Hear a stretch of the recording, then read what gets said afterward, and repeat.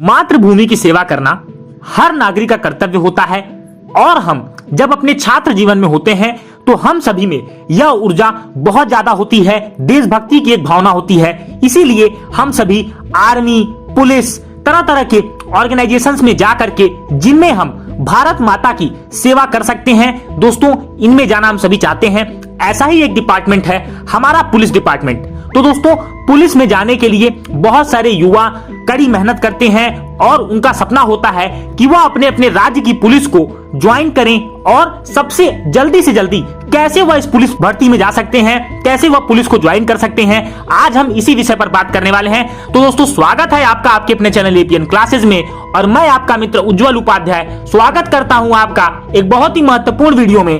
तो दोस्तों आज हम बात करने वाले हैं कि आप पुलिस कांस्टेबल कैसे बने।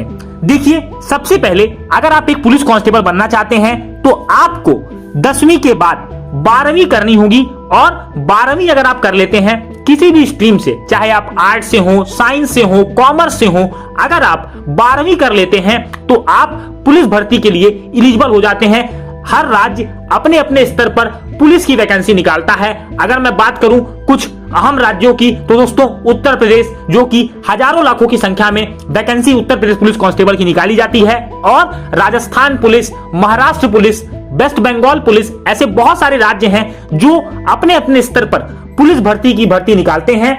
इनमें जाकर के आप पुलिस फोर्स को एज अ कांस्टेबल ज्वाइन कर सकते हैं। अगर मैं बात करूं एज लिमिट की, क्या क्वालिफिकेशन चाहिए, क्या आपको फिजिकल रिक्वायरमेंट्स चाहिए, ये सारी बातें, एग्जामिनेशन पैटर्न मैं आपको सब बताने वाला हूं। सबसे पहले हम बात करते हैं उम्र सीमा की। तो दोस्तों आपको मैं बता दूं अलग अलग राज्य में अलग अलग आयु सीमा होती है, लेकिन अगर मैं बात करूं सामान्य वर्ग की, जनरल कैटेगरी के लिए, तो आपकी उम्र सीमा 18 से लेकर के 23 साल और कहीं कहीं पर यह उम्र सीमा 22 साल तक होती है। और SC/ST के लिए ये 5 साल उम्र सीमा में छूट मिलती है और OBC के लिए 3 साल का रिलैक्सेशन पुलिस भर्ती में आपको दिया जाता है, तो आप इसका लाभ उठा सकते हैं। अगर हाइट की बात करें तो आपकी मिनिमम हाइट, अगर आप जनरल कैटेगरी से आते हैं तो आपकी हाइट 168 सेंटीमीटर होनी चाहिए, और अगर आप SC/ST कैटेगरी से हैं या OBC कैटेगरी से हैं तो 160 सेंटीमीटर आपकी हाइट होनी चाहिए।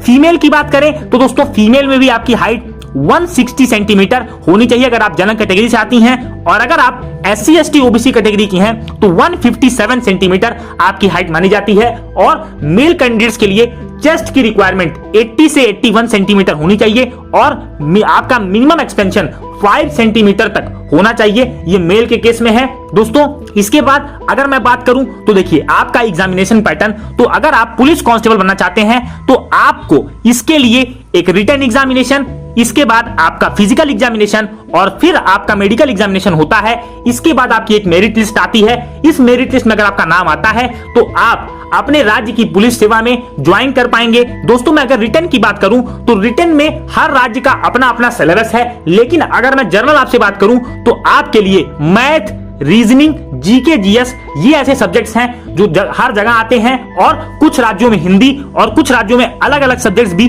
आपसे पूछे जाते हैं। इसके बाद आपके लिए फिजिकल टेस्ट होता है जिसमें आपको 25 मिनट्स में कहीं पर 5 किलोमीटर, कहीं पर 4.8 किलोमीटर इतना आपको दौड़ना होता है अगर आप मेल हैं तो दोस्तों, और अगर आप फीमेल हैं तो आपके लिए ये टाइम 35 मिनट तक भी हो सकता है।